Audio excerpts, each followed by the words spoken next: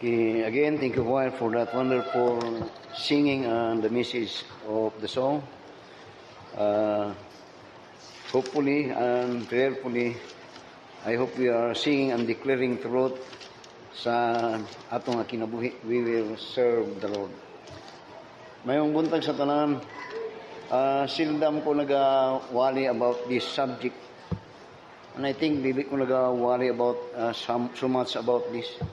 Kay ang butang ang kuan mo dili na ako gusto nga sundan ang akong dili na ako gusto nga unsay nagahitabo sa kalibutan o sa atong nasod nga akong isundon diri ba. Pero this time I think we have to have this message for our understanding. As always, for our understanding.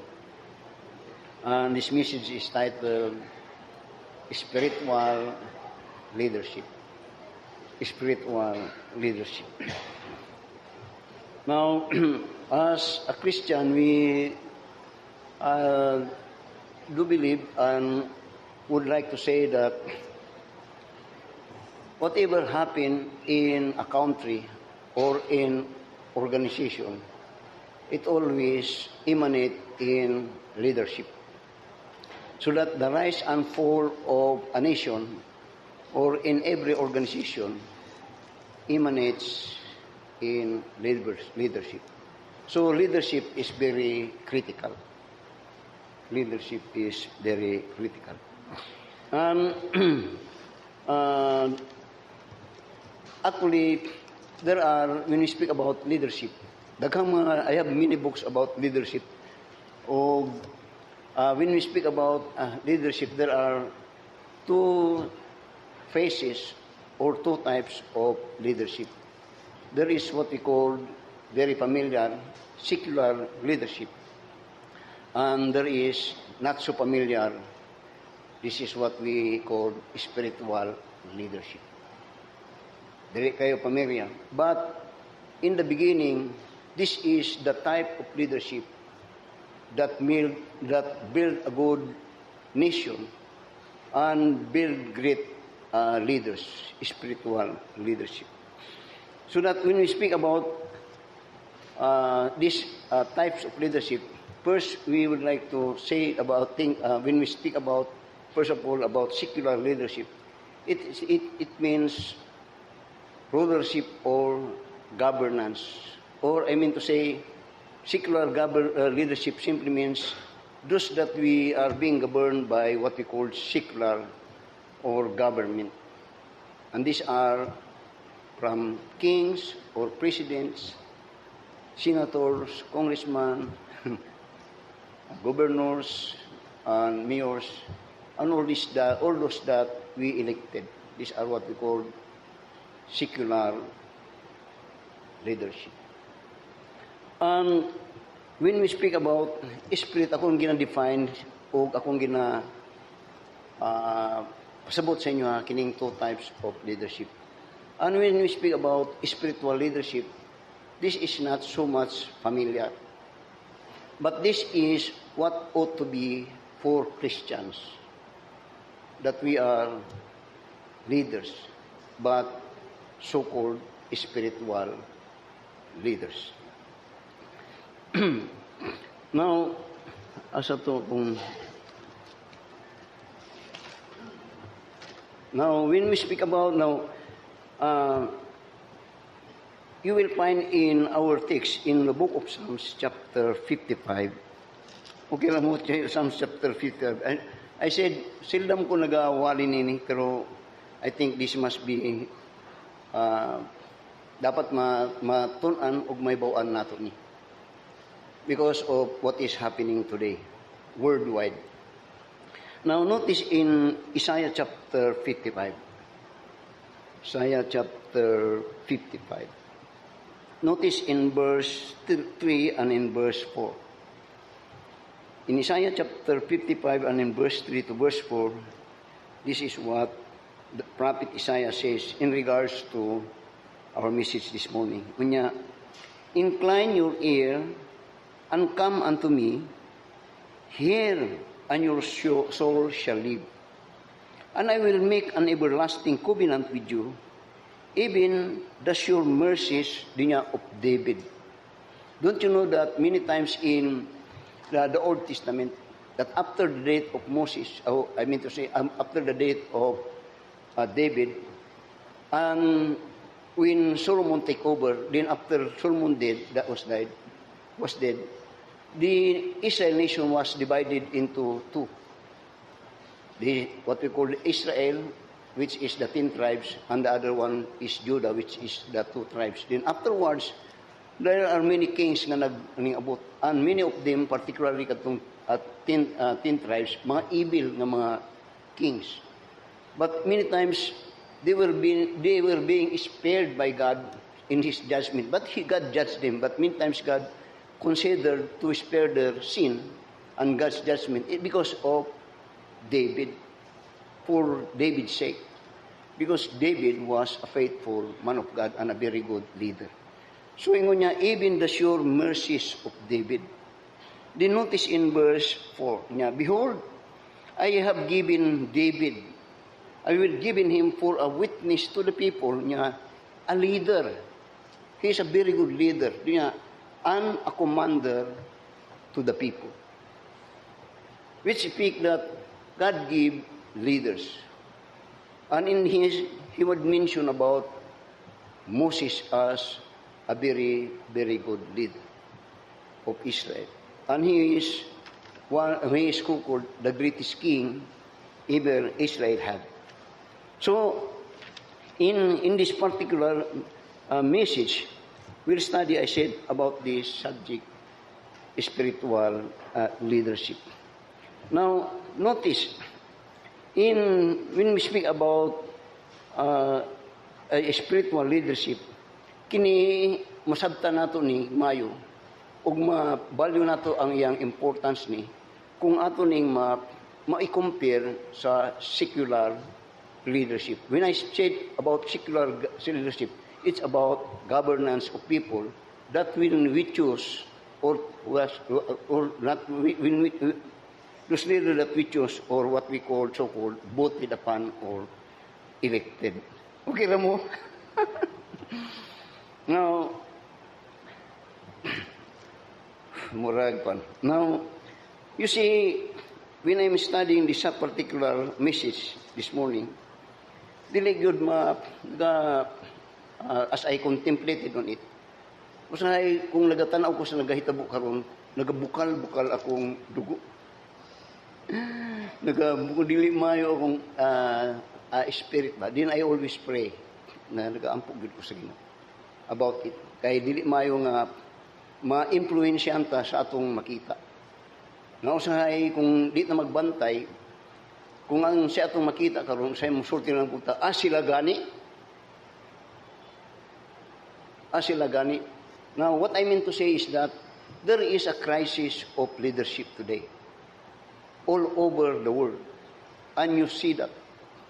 So that when I still in the government, there was a time nga kung nagakandak ko meeting ka na to, that was, I think, 1985-86. Labi na sa Sambuanga ka na to, kusog kayo ang mga NPA ka na to. Then, in my meeting, kanoni ko nagasulti nga, kaya atong talas ang tao mo salig sa gobyerno, pero kasay mo sulti ko that nga ingani. Kung mawad ang naganing pagsalig ang mga tao sa gobyerno, wala na. Ako lang ginasulti.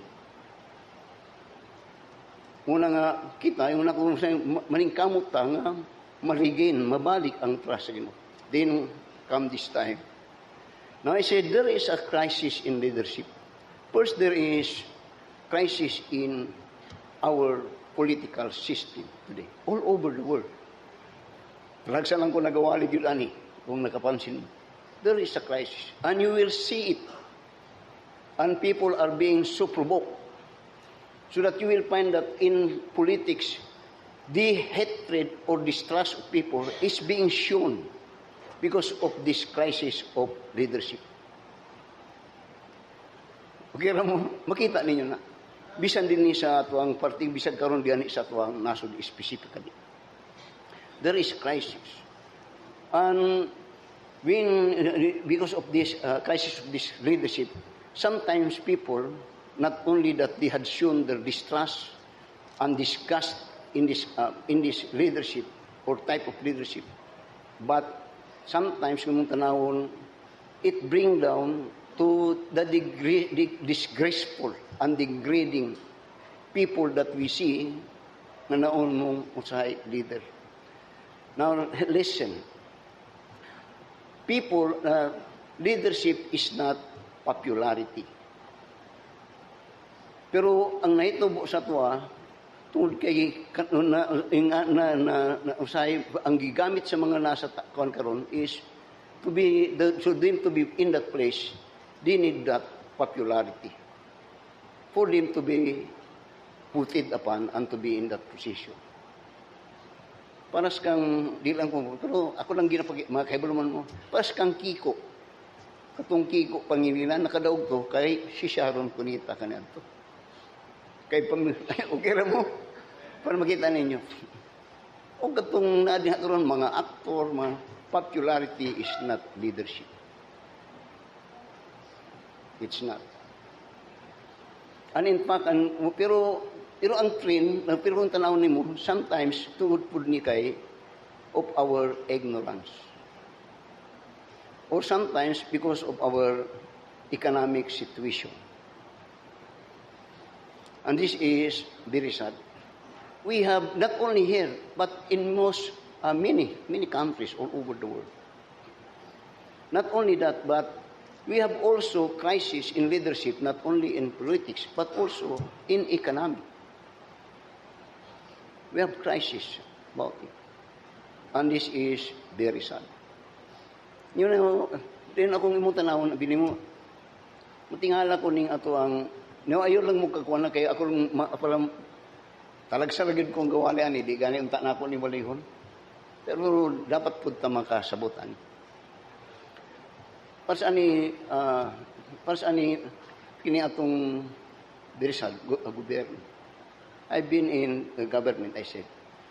Paras ka na ito sa mong panahon ka ng ang Maria Cristina Falls, pagsugura na itong napukor, I think napukor.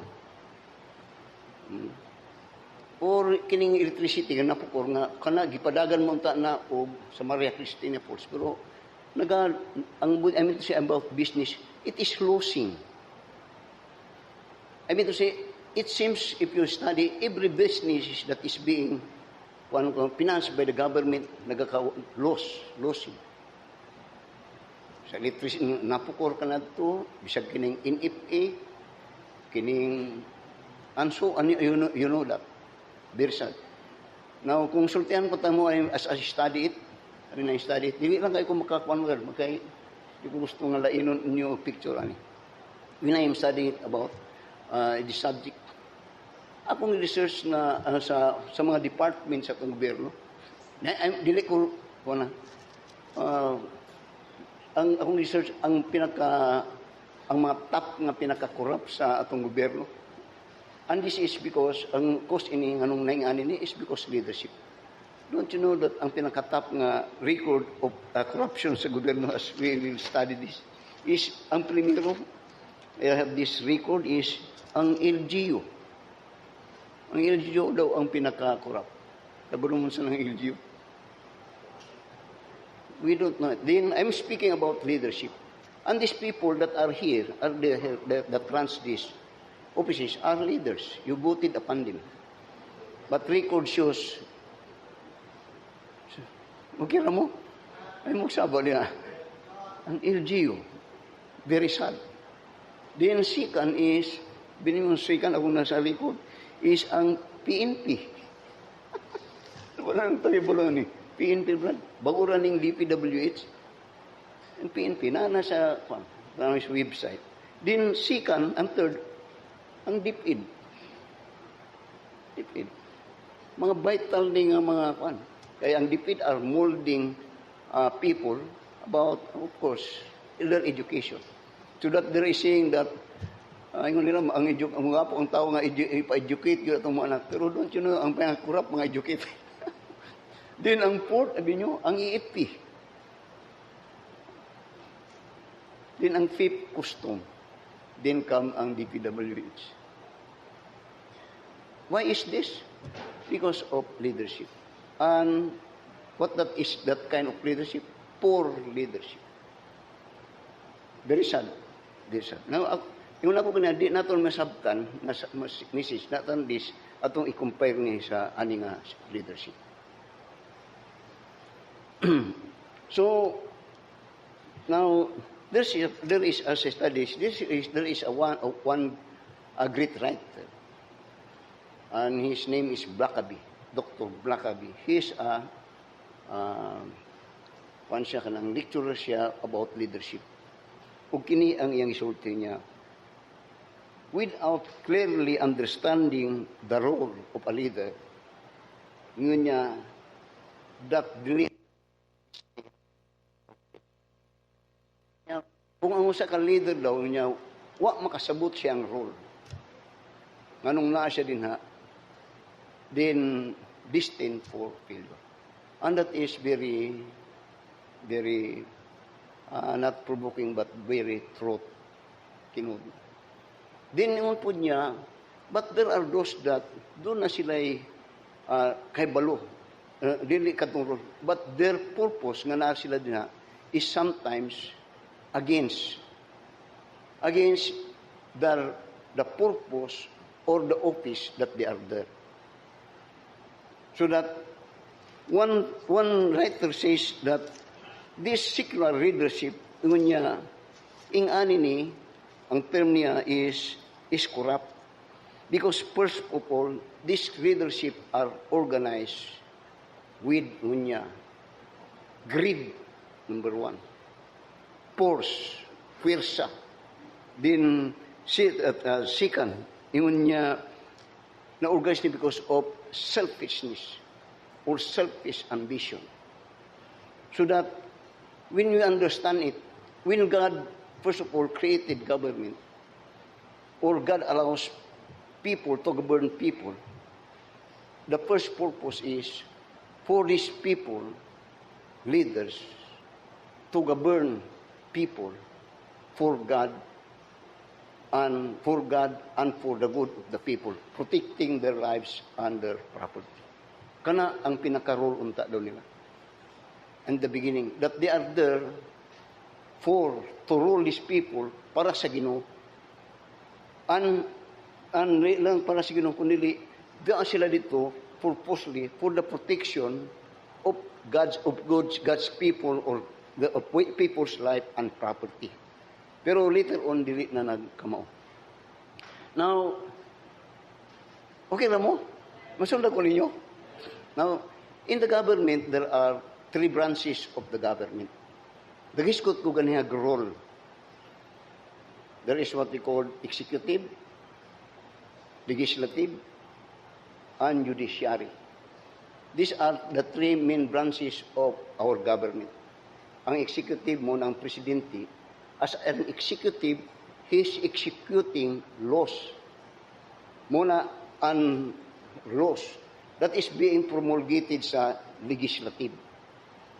And kung magkaunsan sa kining judiciary, kung magkaunsan, unin mo hukom. Masabtan ko niyo. Nga ay ang trabaho ng executive, mo ng executive, doon ay, sabtan na ito, gamay.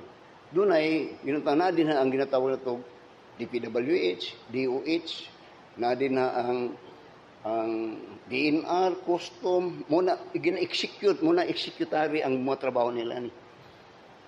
While ang legislative, ang iyang trabaho, magbuhat og mga balaod.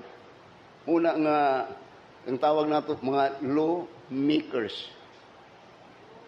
Pero ingon sa atong, sundan niyo, ingon ako nga Blackaby niya, when leaders do not know their role, why they are there, they are doomed to fail. Doomed to fail. Now, kung mo tanawon, kilang trabaho niya, executive. Muna mo implement sa mga project. DSW, munang na mga opisina, mo trabaho niya, mo implement sa mga project. No, kan. Kining usa, ang trabaho, magbuhat ra gyud nig balaod. Dili maghimog mga project unta. Dili kay mga project. Karon ang ilang nagahitabo karon, ginakuha nila tong trabaho sa executive, ginatrabaho na nila muna katong kubot karon sa makita niyo. ug kining judiciary pod mo ni ang mugbantay unta kung na-implement tig maayo. Naway ti kasay. Nga kung naay manikas, iyang hukmon, beses man na iyang prisuhon. Pero kung di ni ang mga leaders nga nadirin, magbinuang muna, there is chaos. And this is, I'm speaking about secular leadership. Now, in secular leadership, people, ang mga tao, ang mga tao, kasagaran, nga din ha, ilang ginapuir sa ilang kaugalingon, nga mabutang sila din ha. Masabtan ko niya, muna nga mugasto sila, mubayad sila, para mabutang din ha. Now, is that leadership? And there was a man that I talked to niya, politics is business. It become business. This is not leadership. Okay lang mo? Siguro di na nakasabot na mo. Pero di lang ko. So, ato na to ang spiritual leadership. So, what is spiritual leadership? Now, in the beginning, the Word was, particularly God's people, or even the Word, was reign of God by what we call theocracy governance. Masandang kanyo, theocracy governance simply means the rule of God by the rule of His law or by His commandment. Sa sugod, ang Ginoo, walay presidente, walay Ginoo or good. And that is, that happened even gikan kang Abraham until even dito kang Moses. That it is God who rule. And even in the time of Samuel. And God's method is, masabtan ko niyo sa taga binukayan, magbinisya na. O ang pamagi sa Ginoo, nga siya sa sinugdanan, siya ang he reign, or what we call that reigning of God sa sinugdanan, ang mo'y ginatawag nga theocracy government. It is God that rule. And He ruled through His law. When people violate His law, patay yun tayo. Pat yun sa Ginoo. God's law in the beginning are so simple. And in fact, katong 10 commandments lang daan. Pero later on, katulang good, unta. Katulang, kung nagsunod, mo ito ginagamit sa Ginoo. And people at the time, when God rule, people prosper. And God, and these people prosper, when God's people follow God's rule, God's command. But yet, later on, sa panahon na ni Samuel, there na priest ang Ginoo, and that was Samuel. That at that time, God ruled through a priest. Ay ang sultihan ang iyang pamaagi dito sa kang Samuel. But later on, when nagatihulang na si Samuel, dito nagsugod, nga ang mga tao, mibiya, dinha, sa domain sa Ginoo, pinaagi siyang tao, na ginatawag nga si Samuel. Now, tanawa, sa 1 Samuel chapter 8. 1 Samuel chapter 8. And in from verse 1. 1 Samuel chapter 8. From verse 1 and all the whole chapter. Ngunit sa 1 Samuel chapter 8 niya, masundar ko ninyo? Doon niya, and it came to pass when Samuel was old that he made his sons judges over Israel. Now the name of his firstborn was Joel, and the name of his second Abiah. They were judges in Beersheba. And his sons walked not in his ways, but turned aside after lucre, and took bribes, and perverted judgment. Sa diyang tigulang na si Samuel, ang iyang gibutang ng mga judges, ang iyang duha ka anak. Ang di maayo, kay ang iyang anak, wa nila masunod ang mga pamagi ni Samuel. O ang iyang anak, mga ang term niya, pangwarta, nagakuha ng mga bribe. And this kind of leadership that Samuel had for his children, kininano of course na notice sa mga tao. That eventually sa verse 4, mo niya naitabo, ngunya, tanawar ko sa verse 3 by the way niya, and his sons walk not in his ways. Si Samuel maayo, pero ang iyang anak, dili maayo. So as a result niya, but turned aside from lucre and took bribes. Di niya unperverted judgment. Nga ang but pasabot, diri nagsugod na gani ang korupsyon. That perversion of judgment is because justice is because of the love of this money or kung pa suborno. So that as a result sa verse po niya, then all the elders of Israel gathered themselves together and came to Samuel and to Ramah and said unto him, Behold, thou art old, and thy sons walk not in thy ways.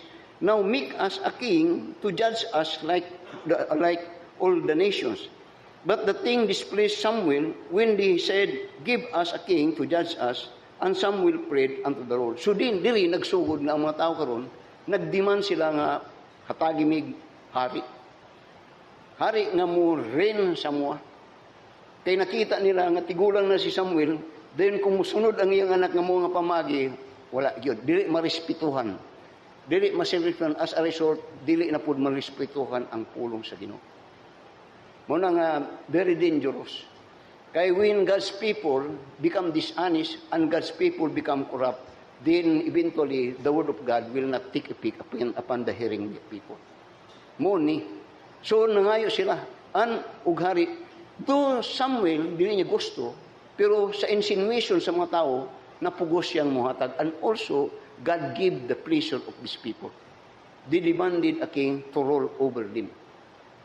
So, as a result, when they demanded a king to rule over them, actually, they eventually rejected God and His word. That when they seek for freedom, ilang pagtanaw tungod kay kining mga anak ni kuan daotan, ilang pagtanaw daotan na ang pagtanaw dili maayo na, pero ang ginapatuman na pulong sa Ginoo baya, mayo ang pulong sa Ginoo, pero ang nagapadagan ni adto ang dili maayo. So that eventually when they rejected it, God said they did not reject Samuel, but actually they rejected God and His word. Now very critical now. So from them on, mo na naron nga ang nitabo, there was now a king to govern them. And that king was, of course, ang primero si King Saul. Pero dili bot pasabot karon nga si King Saul ang king nga siya mubuhat og mayang kaugalingong balaod. Walay balaod nga gihimo ni King Saul. Ang balaod iya gyapon sa Ginoo. You understand it? Nga ang bot pasabot nga bisag dunay hari, ang pulong sa Ginoo mo'y dominar dito sa hari. Nga ang Ginoo gyapon ang labaw, dili ang hari. Pero sa inabuhi ni Saul karon, makita karon ang iyang pagkahari dinha sa iyang pagkamasinundanon sa pagpadagat. So that by the time nga si Saul karon musupak sa pulong sa Ginoo, then si Saul karon kaaway niya ang Ginoo. Kita niyo na? So that I said in the beginning, God instituted government for these people that are there to lead people para sa Ginoo. Og kana mamahimo nang mahitabo na kung ang tuwa dito, mga tao sa nga Diyos nun. Magiti nyo? So, what had happened here is, nagpili sila og sa kahari nga, kung mong tanawon, sa ilang pananaw, og para sa atong pananaw, maayo. Pero, so that in 1 Samuel chapter 16, muni ang gisulti sa Ginoo. As King Saul now is being displaced, rejected of God, and God at this time chooses someone, and that is King David. So that in 1 Samuel chapter 60, 1 Samuel chapter 16, verse 2 Samuel may akong ginagunitan. 1 Samuel chapter 16. Notice in verse 7. As a result, ingon niya din, But the Lord said unto Samuel, Look not on his countenance or on the height of his stature, because I have refused him. For the Lord seeketh not as man seeth, for man looketh on the outward appearance, but the Lord looketh on the heart. Nga di ay sa Ginoo, when He chooses leaders, dili sa klase sa atong pagpili, kundi ang Ginoo nagatanaw dito sa kasing-kasing, dili sa outward appearance. Now I'm speaking, I would like to repeat that I'm speaking about spiritual leadership. Now, so what is spiritual leadership? Now, when we speak about leadership, leadership simply means to lead or to move on people to the desired goal of that organization. That is influencing. But I'm speaking about leadership. And each one had capability to lead. Pero not all could lead well. Pero yung na ko ganyan, doon ay duha ka type of leadership na atong ginatanaw sa kalibutan. Sa ato, especially sa Christian. Doon ay ginatawag nga secular. Ang secular leadership is doomed and it will fail. I'm very sad. That's very sad. But there is also what we call spiritual leadership. And this is what I would like to define. Now, what is spiritual leadership? Spiritual leadership simply means is to move on people to God's agenda. Or ang term niya is spiritual leadership is moving God's people onto God's purposes. Muna ang pinakasimple nga definition sa spiritual leadership. Unsay sa to siya? Ang spiritual leadership is simply means to move on God's people onto God's agenda or God's purposes. Now, unsibot pasabutan ni, no, si spiritual leadership compared to secular leadership, dili ni siya pareha. Tungod kay sagasagaran sa naitabo ug mani naitabo sa spiritual sa secular leadership. Secular leadership is to move on for self-edification or selfish purposes. Ang mong benefit kadtong leader, pero gamiton niya itong iyang mga sakop. Magit po ninyo? Pero sa secular, dili. Secular leadership is to move on particularly ang mga tao sa Ginoo dito sa agenda sa Ginoo. So ang but pasabot, doon ay plano ang Ginoo para sa iyang mga tao. O kanang iyang plano karon, dinha niya, i-implement niya na sa iyang pagpili sa tao nga muhimo niini. Now, paano? See, for instance, Moses. In Exodus chapter 3. Exodus chapter 3. Notice that in this time sa Exodus chapter 3, when Joseph was dead, and this time the Egypt was now ruled by another Pharaoh who had not known Joseph. And in this time, ang mga Israel, nahimo sila mga slave. And in here, when they were slave, there come a time that because they were hard up, nagkalisog, nagiulipon sila mayo. Diri, nagsagit-sagit sila, ug napangita sila kagawasan. And in here, God called Moses. Notice, in verse 4 to verse 10, sa Exodus chapter 3, verse 4 to verse 10, niya, and when the Lord saw that he turned aside to see, God called unto him out of the midst of the bush, and said, Moses, Moses. And he said, Here am I. And he said, Draw not nigh hither, but put off thy shoes from off thy feet, for the place whereon thou standest is holy ground. Moreover, he said, I am the God of thy father, the God of Abraham, the God of Isaac, and the God of Jacob. And Moses hid his face for he was afraid and to look upon God. And the Lord said, I have surely seen the affliction of my people which are in Egypt, and have heard their cry by reason of their taskmaster, for I know their sorrows. And I am come down to deliver them out of the hand of Egypt, and to bring them out of the hand unto the good land, and large unto the land flowing with milk and honey, unto the place of Canaan, and the Hittites, and the Amorites, and the Perizzites, and the Jebusites. Nga diri, gitawag sa Ginoo si Moses. Now let me say you something. In spiritual leadership, dili gyud layo kayo ni siya sa secular leadership. Spiritual leadership, when God calls someone to lead God's people, kasagaran na dili sila gusto. Sa spiritual leadership, talag sila ang sa tinulang ang mga diha. Mo dili sila sensen mo adto ko dili, mo refuse na sila ug kini makita kang David. Nga dili nila gina-representa ilang kagalingon. But in spiritual leadership, it is God that is calling.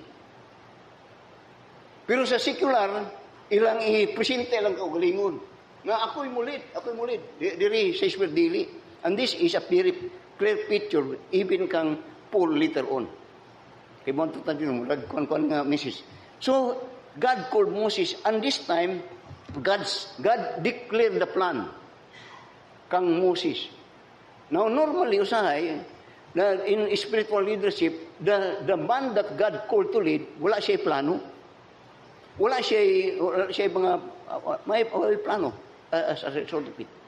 But he is to implement the plan of God. And here, God laid down his plan that he will deliver out Israel out of slavery. Din ang plano niya, ibutang niya dito sa Canaan, in which God described at that time a land flowing with milk and honey. So, Moses was full of God. And this time, he is to lead his people out of Egypt, and then he will lead them into the land the place that God had called. Now, kung mo tanawon din, spiritual leadership is God's planning, while kadtong sa is executing ang unsay plano sa Ginoo. In effect, ang iya lang musunod lang siya sa unsay gusto sa Ginoo. Ang bot pasabot that he is always subservient to the will of God. Kasunod lang siya. Wala siya kaugalingong motivation. Gani kana kung intanaw ka Moses, dili niya gusto unta niya mo respond to the call of God. So, spiritual leadership is being exemplified in the life of Moses. And spiritual leadership, here makita nimo, is that the definition is moving out or leading God's people unto God's purposes or God's agenda. Kana ang buot pasabot niya. Nga ang buot pasabot, it is God's agenda that must be followed. And that is for the good of the people of God. So, notice now, when David was called of God, notice the 5 things that involved to this spiritual leadership that we could see in the life of particularly kang Moses. Now, tanawa sa Exodus chapter 3 sa Exodus. Now, tanawa sa verse 9 now.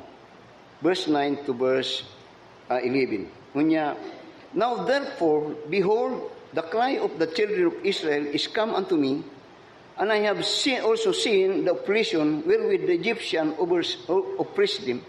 Come now therefore, and I will send thee unto Pharaoh, that thou mayest bring forth my people, the children of Israel, out of Egypt. And Moses said unto God, who am I that I should go unto Pharaoh, and that I should bring forth the children of Israel out of Egypt? And he said, certainly I will be with thee, and this people shall be token unto thee, that I have sent thee. When thou hast brought forth the people out of Egypt, ye shall serve God upon thy mountain. So this is now the command of God to Moses. As now Moses was called upon of God to be the deliverer or the leader of the people going out from Egypt. Spiritual leadership. Now let me say something. Every Christian are called of God for leadership.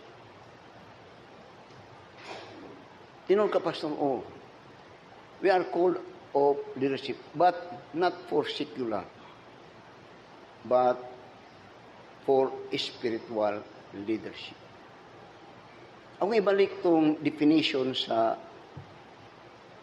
spiritual leadership. Kaya ato ning tanawon karong taud-taud. Now I said, spiritual leadership is moving God's people to God's agenda. Og makita nimo kang Moses, that Moses was called of God to be a deliverer of Egypt, and not only that, but also for him to lead the people to where God's purposes God's purpose of his deliverance is that these people will be there in the place which he called a land flowing with milk and honey. Nga kung imong tanawon, ang in sa leadership, in spiritual, kana, maayo nga dapit. O ang benefit, ana, para sa tanan mga tao. Kaya ang description atong pagadto niya, a land flowing with milk and honey, that will be enjoyed by everyone. As they possess, katong dapit, nga gisaad sa Ginoo, in which that is will be the end of the commission of Moses. Magit ninyo? So this is spiritual leadership is not dili kay usa lang ang magbenefit. And in fact, si Moses wala gani nakabenefit ani. Pero it is all beneficial to every man. Not for one person or few people, but for every people. So that when you speak about this leadership, you will find that there are 5 things that we need to understand when this spiritual leadership is being executed, or the task of us spiritual leaders. Now I said, we are all spiritual leaders. Ganiha, una ko ganiha, nagka-istorya mi kang Brother Manny, I'm sorry nga ma-istoryan ba. Mo ayang ga-istorya mi lilito, muna iyang desire, spiritual leadership. Muna na iyang mapamilya diri siguro karon. Na he will lead them o kasagaran sa tuwa. Nga i-lead mo sila to God's purposes. Na di lang sa mga butang, kundi o kasagaran kung di niyo makita. Si Brother Jojo, kita, ingana nga itong, di lang nato usay makita. But spiritual leadership is leading God's people to God's purposes and God's agenda. And that is to honor and glorify God sa atong tinuod nga, sa atong matagusa nga kinabuhi.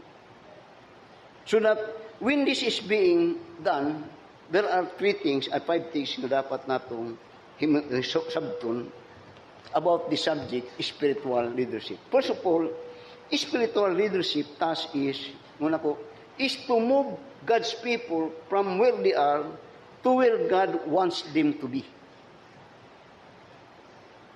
Ang first is ang motivation. Ingon ako ganiha, ingon sa ni Brackaby, a writer of book, that ingon niya nga, a leader that do not know his role will doomed to failure. But for spiritual leadership first is their task is to move their people. Leader's task is to move their people, imong pamilya or mga kinsa man diha, from where they are to where God's want them to be. And this is exactly exemplified dito sa kinabuhi ni Moses. Nga di lang sila, ang mga Israel, di lang sila nagpabilin ng mga ulipon. O di lang sila nahimong gawas nun. Kundi muadto sila sa dapit, nga diin dito, ang katuyon sa Ginoo, nga dito sila magkinabuhi. Dito sa dapit, nga iyang itawag, a land flowing with milk and honey. Nga, kung ang buot pasabot, ako kanadto, para man ako ginakuha niya kung kinabuhi ka muna yun, kay para masabto yun. Dili maayo kung kinabuhi ka na to. But after that I saved, I was enlightened. And I have known nga kato kung kinabuhi ka na to, nga manner of life, for 28 years, dili maayo. Kaya I was saved at the age of 28. Later on, sa diyang nahibalo, nakita na ko ni, I decide to move on all my family in this God's agenda and purposes. And that God's agenda and His purposes is the reason why you are here. And what is that? For the glory of God. Nga magkinabuhi ta, nga ang Ginoo mahimaya dina sa atuwa. Muna karon ngunya dito sa Matthew chapter 5 and verse 17 niya, and 16 niya, let your light so shine upon men, that they may see your good works, that they may glorify your Father which is in heaven.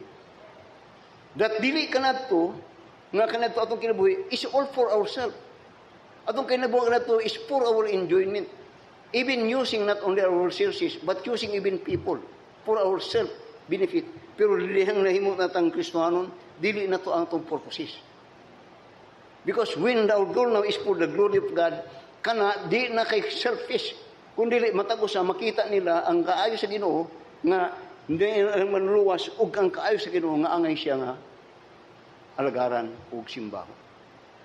Muna nga in Hebrews chapter 10 and in verse 24 to verse 25, mo ni karon ang sulti ni Apostle Paul. In Hebrews chapter 10 and in verse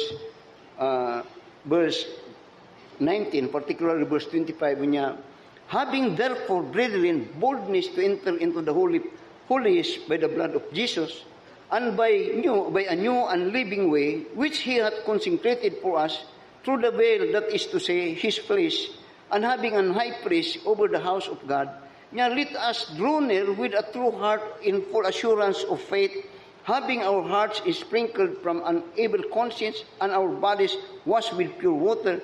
Let us hold fast our profession of our faith without wavering, for He is faithful that promise.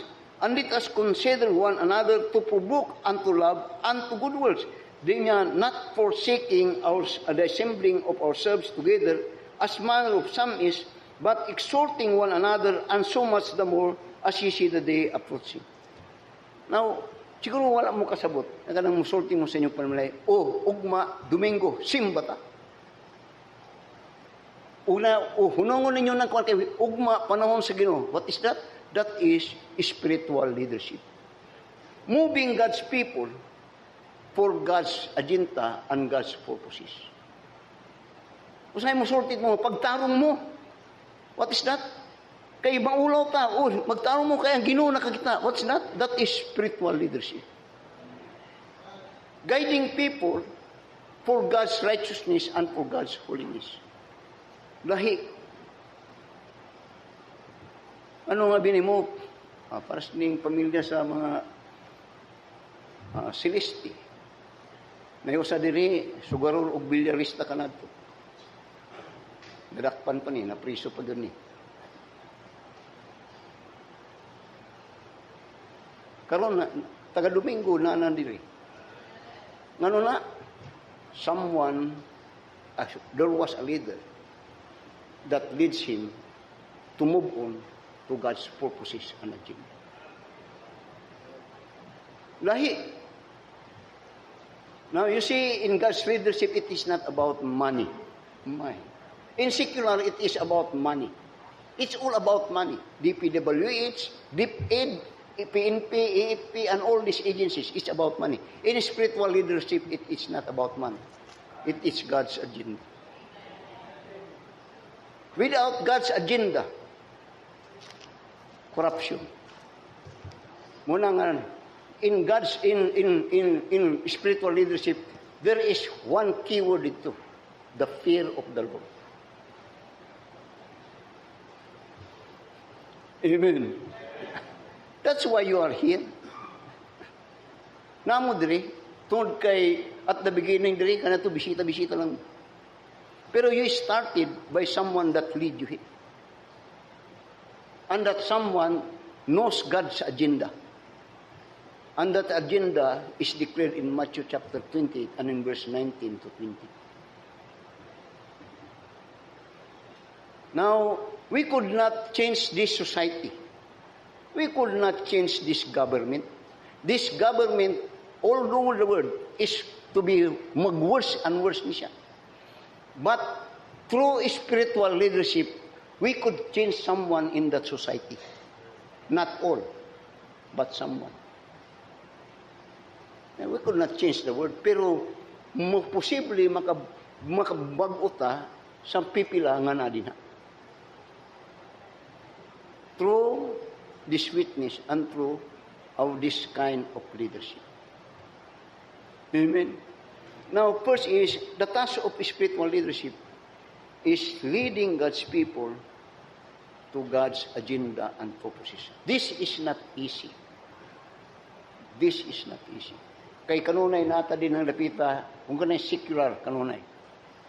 Wala ta kanunay dire. Nganuman, diring lapita, dili gahis ko to kwarta. Dili tanan na din hatangay kwarta. Both for me. Either buying boats, they're buying your boats because someday they are investing to get that, what they are invested to you. Dire, dili. But dire, when you are here, though maybe you are poor, but there is contentment, there is joy sa mga kinabuhi.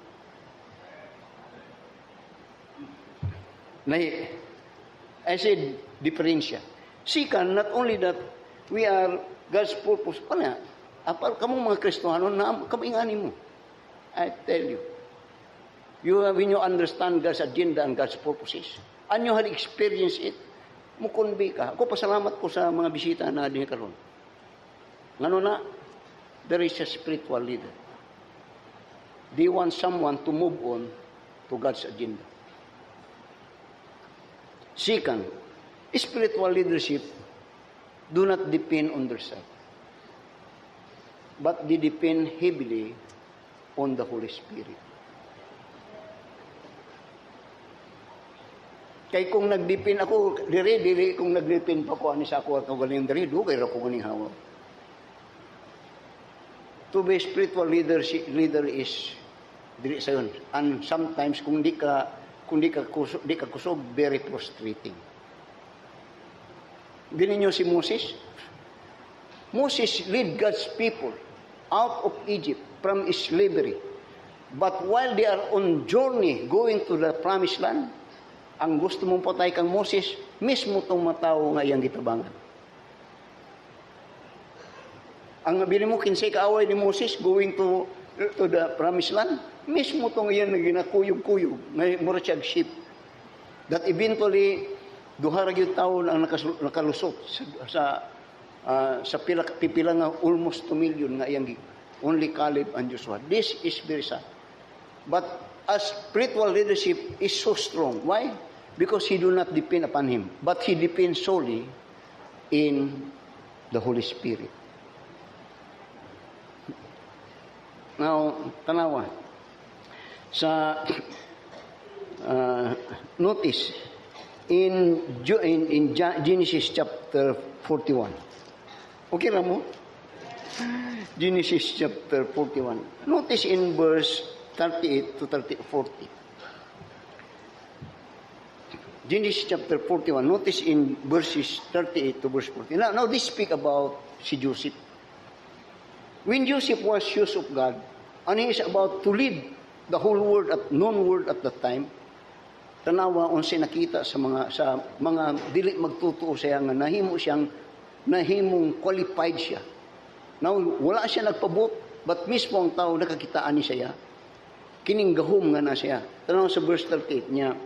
And Pharaoh said unto his servants, can we find such a one as this is? Doon niya, a man in whom the Spirit of God is.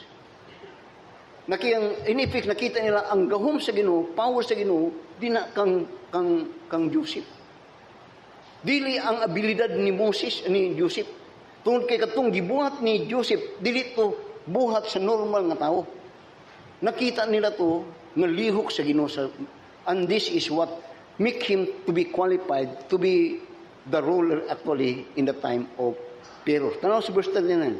And Pharaoh said unto Joseph, for as much as God hath shewed thee all this, there is none so discreet and wise as thou art. Thou shalt be over my house, and according unto thy word shall all my people be rolled. Only in the throne will I be greater than thou. What is that? Spiritual leader do not depend upon themselves. It is God that enabled them. It is God. Now, ingani, kung kita man good, limitado ka. Kung limitado ka kung ikaw, sa imong kaibalo, sa imong kusog, limitado. Pero kung ang Ginoo ang mo gamit siya mga way limit, mo na din makita nimo ang iyang wisdom dili makayo malabuan. Even at kung imong tanawon na po dito kang Moses, even tanawon nimo kang David, even tanawon nimo kang Peter, even tanawon nimo kang Paul, these people are so successful in their leadership. Why? Because they depend wholly on God. Amen. Now, tanawa. In John chapter 15 and in verse 6, muni ang gisulti niya. John chapter 15 and verse 6. When the Lord Jesus Christ was teaching, He made mention about the blessedness in abiding God. Abide. And in here, you will find that He exemplified the abiding into a branch to the vine. That the vine is fully dependent upon the branches. So that take away the vine could do nothing. Then later, ngunya sa verse 5, ngunya, I am the vine, ye are the branches, he that abideth in me, and I in him, the same bringeth forth much fruit, nya for without me, ngunya, ye could do nothing. Now, usay kuan ba na, kang imong tanawon, to be honest, murag dili na real ba sa daghan sa tuwa. Pero kung mong tanawon, that is true. That is real. Kay without God, you are nothing. It is all God's. Adlaw, hangin, tanan, all your life. Muna gani kung musun tayo, murag-murag manipik sa ito. Didn't stop praying, Lord, ampingi mi kakakuan, pasagdi mi Ginoo. So that when these spiritual leaders is about to work the work of God, he who is fully dependent upon God. Muna sa Zechariah chapter 4 and in verse 6, and this is very famous niya, it is not by might nor by power, saith the Lord, but by my Spirit. And this is how God's work. And even kung mong tanawon kang Abraham, this is God how work to the life of Abraham. It is the power of God. So that kung mong tanawon in Deuteronomy chapter 8, tanawon po sa Deuteronomy, it is God that is working unto them. Tanawa sa Deuteronomy chapter 8 karon. Unsa ingon niya? Ingon niya sa verse 17 to verse 18. Ingon niya sa verse Deuteronomy chapter 8 verse 17 niya, and thou say in thine heart, my power and the might of mine hand hath gotten me this word. Binya, but thou shalt remember the Lord thy God, that niya, for it is He that giveth thee power to get well, that He may establish His covenant, which He sware unto thy father, as it is this day. Ngayon niya, doon ay panahon siguro musulti ka nga ako, pero ayaw. Kang Ginoo ang magbutang o magbutang niyo mo nganong naa ka dinha. Now, I'm speaking about spiritual leadership. Kung imong i-compare, lahi. When God called Moses declined. First of all, the people will not trust me. The people will not believe me. Then if they ask me, kinsa ka, wa ko ikatubag. Minus siya, wa ko ikahalad nga maayo kung say maayo kang Moses, wa siya ikapanganti ba? That he is nothing. But the good thing is, God called him for leadership. And when he responded, God enabled him to be a good leader. And his leadership is just follow what God is saying. And when he is following, nagasunod, nagahitabo siya. I said, first, the task of spiritual leadership is moving God's people to God's purposes, God's agenda. Second, is that when spiritual leadership work fully dependent upon the power of the Holy Spirit upon God. Amen. Muna nga, sa Proverbs chapter 3, muni karon, kay baluman mo ni, sa Proverbs chapter 3, muni ang sulti ni Solomon. Ngunya, sa Proverbs chapter 3, notice in verse 5 to verse 6. Ngunya, trust in the Lord with all thine heart, and lean not unto thine own understanding. In all thy ways acknowledge him, and he shall direct thy paths. Be not wise in thine own eyes, fear the Lord, and depart from evil. And this is true to God's people. And this is supposed to be for spiritual leaders. Amen. Okay na mo? Now, when I said, there are 5 things that we need to understand when a spiritual leader, a Christian, is to move as God called him for leadership. First, purpose. Moving God's people to God's agenda or to God's purposes. Should, Pastor, mau gani na, mga anak, mo ni, magsimba ta, that is leadership.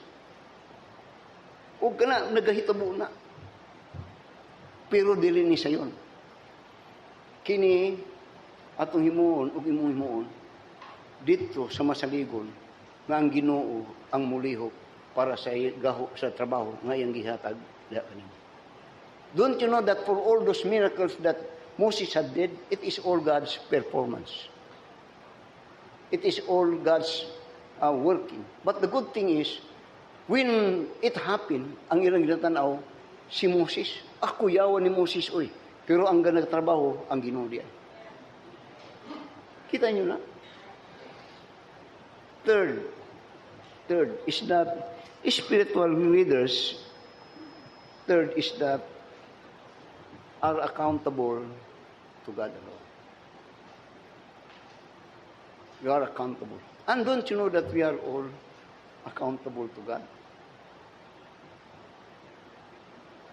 I said, every Christian are God called for spiritual leadership. Muna nga kanunay na akong ginasulti sa inyo, kanang ginayon na ako nga, ayaw mong pa-influensya. Kamoy pang-influensya. What's that? That is leadership. Muna ko, ayaw mong pa-influensya. Kamoy mo influensya. Nga naman, you know the truth?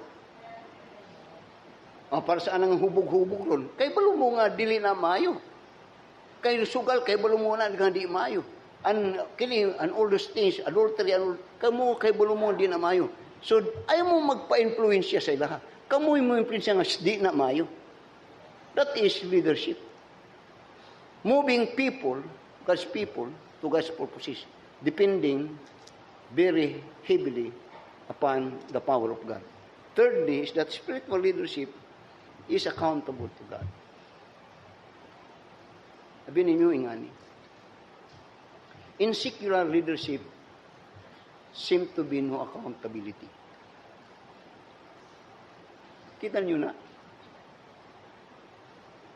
Muna nga, when there is no accountability of wrongdoings, there is no fear to do wrongdoings. Masabdan nyo na? Kana kasagaran ko. Kasagaran kay bulong yung musulti na nawad ang tao. Ani? Ngay nangawat. Pero why na priso? Then sige tagsulti nga, mga kawatan. Wala may na si priso. In spiritual leadership, we are accountable. There is an accountability. And that accountability is to God.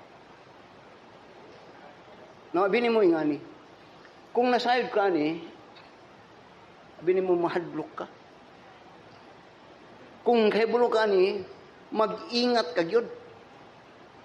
Kay balo ba yan mo ni? Either you like it or not, manubag tatanan, mga tubang tatanan sa Ginoo. Mga tubang tatanan sa Ginoo.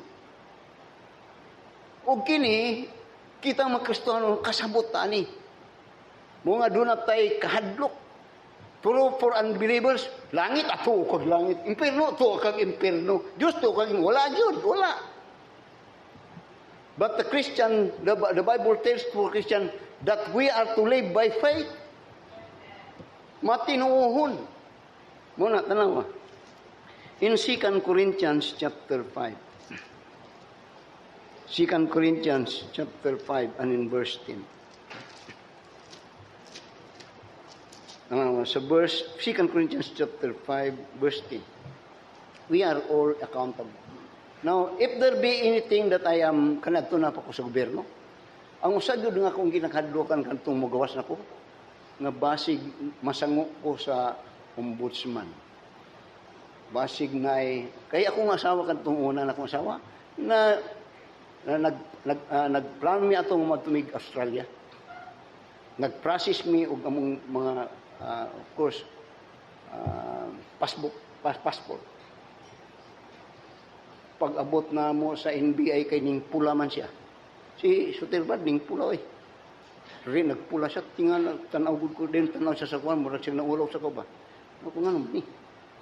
Why mi kay balo pag adto na mo dito sa city sa Maylanang, sa Court of Justice Lanang, na-implicate siya, kauban niya itong mabugoy.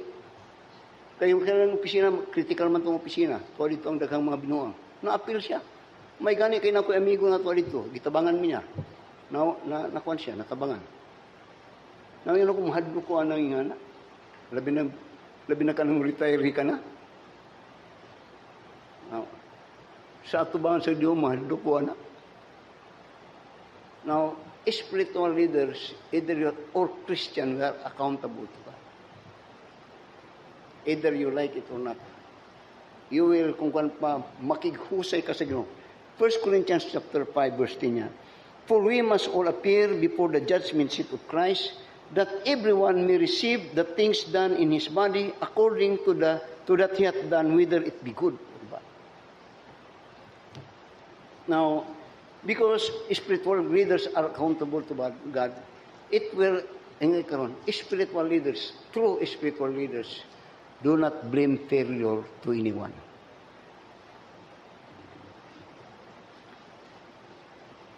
Spiritual leaders, because he is accountable to God, when he failed, he will not blame anyone but himself.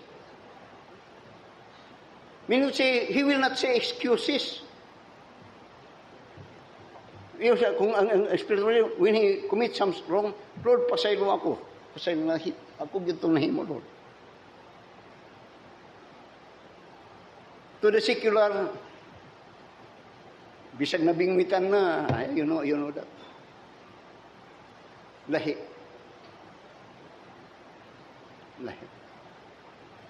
So that, Moni, tanaw sa Numbers chapter 20. Moses was so faithful man of God. But when he goes against God, muna ingani, kung kanadto na may pastor nga murag nagka-problema. Dayon ginatabangan ba nga all condemnation. Pero na isang pastor niya, sagdilang ko din yun na, pulatang ang ginuhin mo patay siya. Pulatang ang ginuhin mo patay siya. Pasagdilang mo siya. Now, Moses was the meekest man. He was a great leader of God. Pero don't you know that when he failed, he was reprimanded of God. And he was not able to enter to the place that God had promised for Israel. He was not able to enter to the land that is flowing with milk and honey. Why? Because in Numbers chapter 20, ingon sa Ginoo at that time, kay nag-complain po ang mga tao, nga there is no water.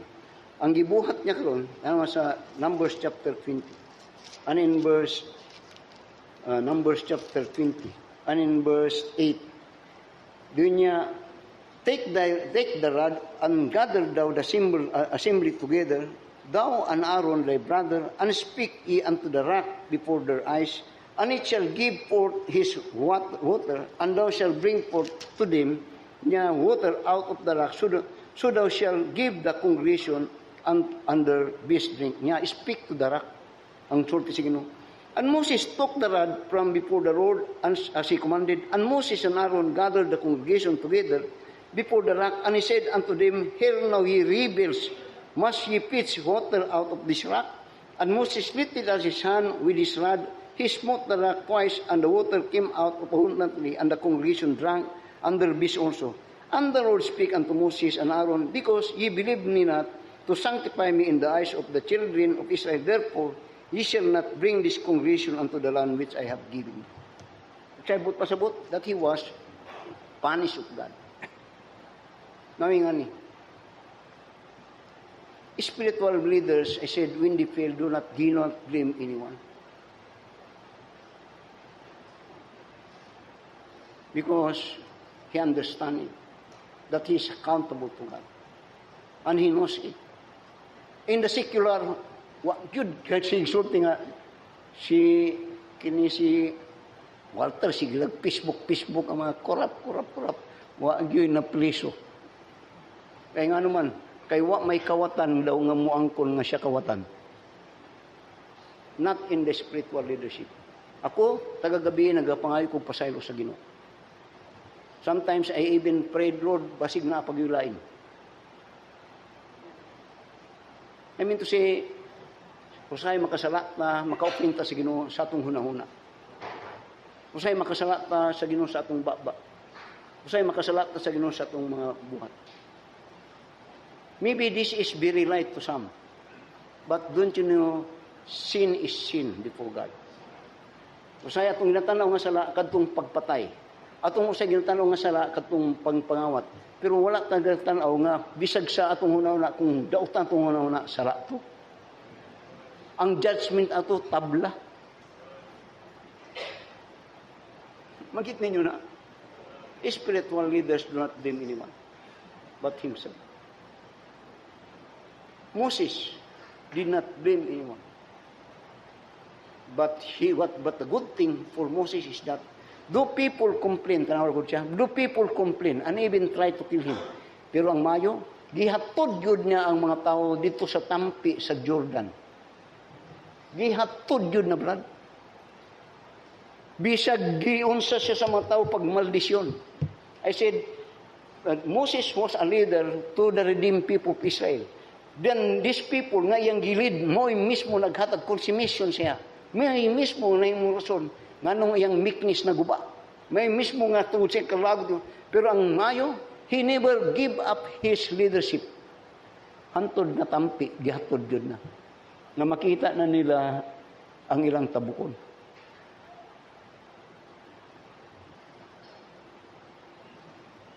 Kini si dyan, ingana ka dyan, hantod nga, muana ka, leader ka. Ay daghang mga leader nga may musugod, pero di kay baloon sa pagtapos. Amen. Muna nga, now, if there be anything that is worthwhile as a leader in the eyes of God, it is Christian leadership. Why? Because it is God's agenda that He is working. Let me say this.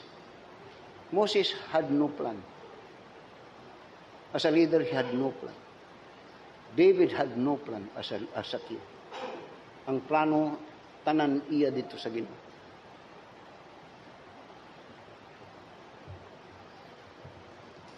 Then fourthly, okay ra mo? Fourthly, spiritual leaders do not only influence, leadership is influence, but spiritual leaders do not only influence Christian, he influence even unbelievers. Bini mo nga nung usahay, kanadto natay membro diri nga, mahadlok siya nga magpakita nga Kristohanon siya. Di na siya business, mahadlok siya. Ano ko, brad, masins na ako ba? Layo, anak, brad. Din later on, nangisog. Mga newspaper, gitanggal niya siyang tindahan kanto, napuno siyang tindahan kanto, mga newspaper. Tanan nga newspaper, apel, bandira, na, tanan. Yun ako, huwag man ay pulos, brad, ilis na nag-tracks, katong ako na siyang ginapaisog-isog. Then later on, nagakusog to. Nagakusog. Pero sa lagi ka nang magkusay mo sigat o tod, mapalong tod kay mawa na po lagi ang kwan sa Ginoo. But the fact is, spiritual leaders, when they stand for God, they will not only influence God's people, they will influence even unbelievers. That is true kang Joseph. That is true in the life of, again, kang Daniel. That is true in the life of Shadrach, Meshach, Abednego. That is true in the life of David. Nga naman, because we are considered as a light. Mo na ingon niya sa Matthew chapter 5 and verse 16, and you will say this, let your light so shine upon men that they may glorify your Father which is in heaven. Now, ingani, in business, the more that people goes to you when you're honest. Bisag asa, kung ikaw honest ka, ang matao mo doon ni mo, musalig yun sa mo, I guarantee that. I guarantee that. Tikas ka karon. Literon, dili na awalan. O gingan ako, kanang bisag asa ko, mangaon ko, o kung makita na, bisag sa tindahan na ako'y gimarkahan karong bago diya sa palingki. Kabaror ko. Ang nakasakop, kini akong asawa kay, nagpalit ko sa kabarilis, 5 kilo. Ako ka ng barilis ng 5 kilo. Dayon akong ginatanaw tong bihod o ang katungkuan. Ang ako isa ka. Ang maabot diri, katulang hasang. Wala itong bihod o katong ako, kay baror ba ko, anak. Adi na ako mabalik na. O kasagaran nga, ako di ko mabalik atong matikasan. Ay, be honest. Spiritual leaders do not only influence God's people, they influence the world. And people are looking in this kind of leader. Nga naman, hanag to, 1980s. Abili mo sa 1980s, ning flourish ang tawag nga Christian school. 1980s, nagadag kang mga Christian school ng gawas, anak. Dati, ano mga Christian school? Kaya gusto nila, ang ilang mga anak, ma-build up sa mga kadtong Christian. Kaya ilang pagtanaw sa Christian, mga butan. Amen? It will influence. It can influence. Amen. And lastly, and this is, I always mention, spiritual leaders work for God's agenda. Works for God's agenda. Mean to say, nagalihok ni siya sa mga for the glory of God. We are saved for a purpose, that we are to serve God. And serving God actually is serving people. And that is service. Tina mo makita ron ang imuhang agenda. Now, unsay amo ang kuno, unsay amo ani pastor? If it is God's agenda, don't you know that when you serve God, God will bless you? Don't you know that when you are faithful to God, that He will bless you? Di ba na mo? Ngang pasikaran sa Ginoo sa iyang pagpanalangin sa ato, kadtong atong pagkamatiduanon sa Ginoo. Don't you know that? That Israel was so blessed of God in the beginning because they had faithfully served God.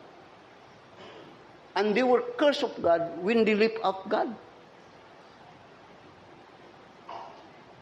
Amen. Now, notice this. In John chapter 5, then we will close.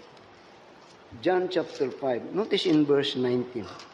It's about the Lord Jesus Christ. I am planning to continue this afternoon, God willing. And in verse 19 to verse 20.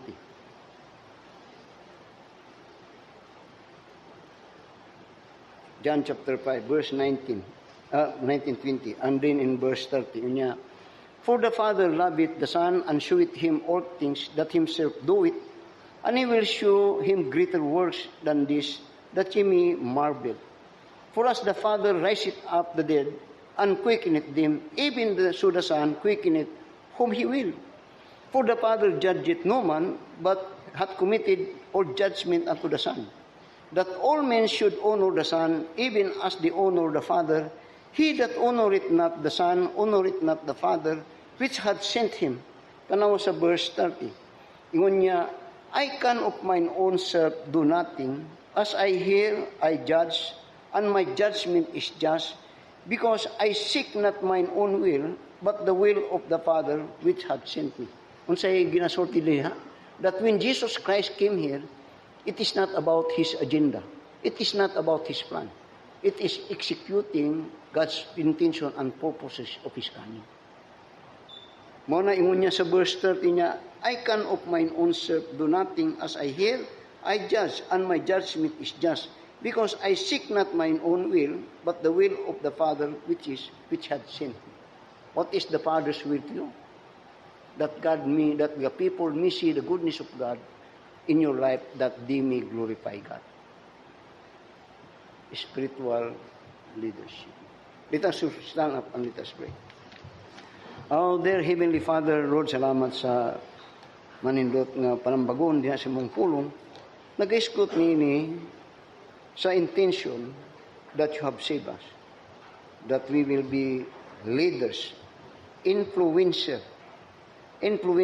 for righteousness and for the glory of God. That true spiritual leadership is that moving God's people and even people to God's agenda and purposes. And that is living for the glory and honor of God.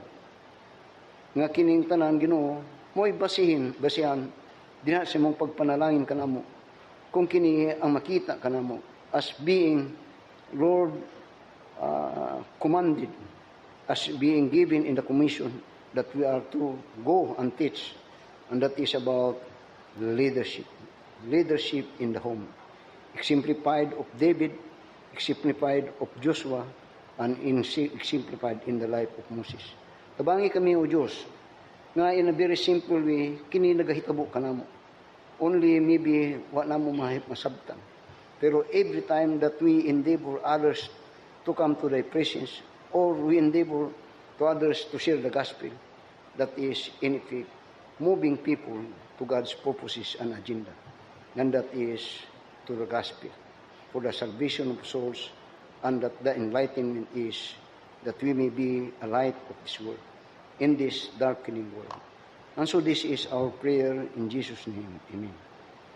Are you saved? If you're not saved, you need to be saved. And if you're saved, you are a leader. God called you to be a leader, an influencer. Influencer for God and for His righteousness. Take up thy cross and follow me. I hear my Master say, I gave my life to ransom thee, surrender today. Wherever He leads, I'll go. Wherever He leads, I'll go. I'll follow my Christ who loves me so. Wherever He leads, I'll go. He drew me closer to His side. I saw His will to know, and in that will I know abide. Wherever He leads, I'll go. Wherever He leads, I'll go. Wherever He leads, I'll go. I'll follow my Christ who loves me so. Wherever He leads, I'll go. It may be true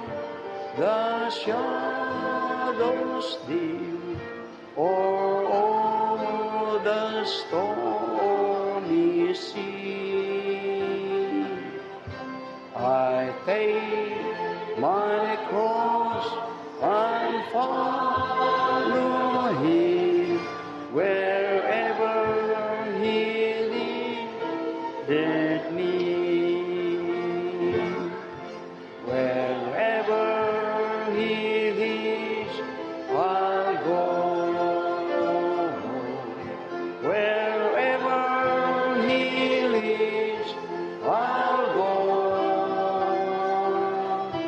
I'll follow my Christ, who loves me so. Wherever He leads, I'll go.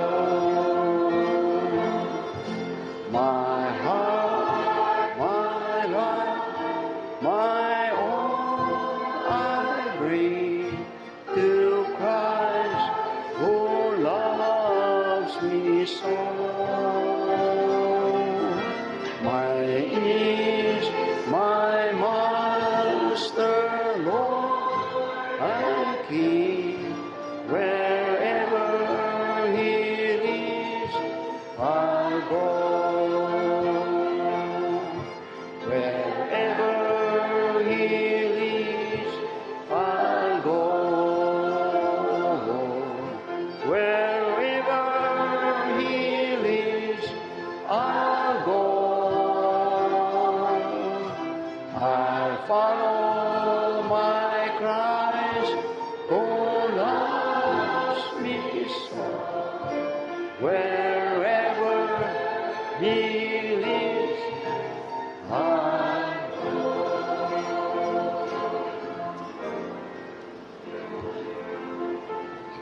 Binimun sa in resort of spiritual leadership. The end result is a change of life. The end result is a change of gikan dito sa secular na pamagi spiritual. Muna nga, therefore, if any man be in Christ, he is a new creature. All things are become new. All things are passed away. Behold, all things are become new.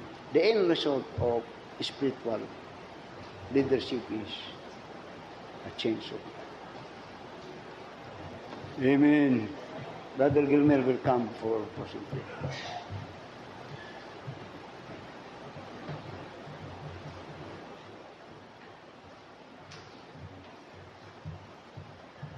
Magamputa, our most gracious and loving Heavenly Father, we are so blessed and we are also happy for the message this morning. It was a challenging message, Ginoo, a spiritual leader or spiritual leadership. Every believer is a leader, a spiritual leader. So help us to be an influencer. Help us to move people to where God wants them to be. Og himuha Ginoo ang among kinabuhi everyday nga a good example. Bisan og dili kami magsulti, makita lamang sa among kinabuhi Ginoo a good example. Sa usa ka tinuod na Kristohanon, it will be a great influence to them. Og sila ma-curious Ginoo sa among matag usa nga kinabuhi. Naikalisod ang kinabuhi nga Kristohanon apan masayon siya tungod kay naaman ka Ginoo og ang imong mga pulong nga magaguide kanamo. Ligo na kami Ginoo matag adlaw. Kaya nga mong palibot Ginoo nagaka-grabe ang buhat sa kangit-ngit Ginoo. So tabangi kami. Isipin mo mga anak Ginoo nga nay muhatag og kahayag og paggiya Ginoo sa among palibot nga nasa kangit-ngitan. Kami nagakalipay Lord nga kami imong mga anak og nga doon na kami great hope bisan tuod sa among palibot nga even our leaders wala gyud angay Ginoo apan kami nagakalipay kay nasayod kami dunay purposes ikaw Ginoo sa matag usa nga kinabuhi. Dili na mo ma-change ang mga hitabo, Ginoo, because you said in your word nga magakagrabe gyud ang kalibutan. Apan as much as possible, Ginoo, sa samtang kami buhi pa ning kalibutan ani, gamita kami, Ginoo, nga maghatag og influence og kayag kanila.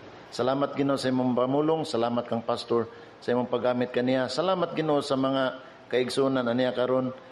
Sincero nga nagapamati, Ginoo, akong pagampo na kadto magdulot sa matagusa nga kasing-kasing, Ginoo, ang importante amo kadtong ma-apply, Ginoo, sa among kinabuhi matag adlaw. Thank you so much, Lord, for the service this morning. Ikaw magauban ka namo sa among pagpauli, Ginoo, na ikalipay og safety, Ginoo, sa among mga dalanon. All these things we pray and give glory and honor in the most precious name of Jesus Christ, our Lord and Savior. Amen.